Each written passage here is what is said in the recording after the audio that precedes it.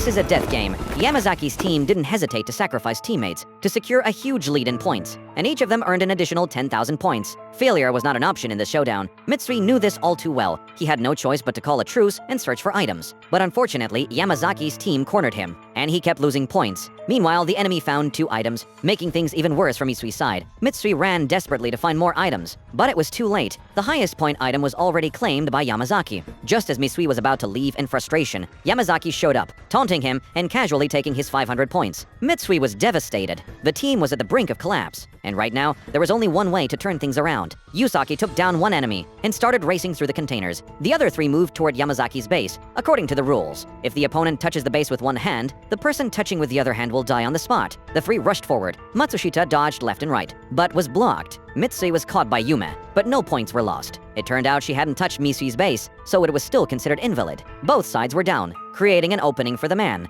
Yamazaki's teammates spat blood to cover him. Before the woman could reach out, he touched the base and earned 10,000 points. Now only Matsushita could close the gap.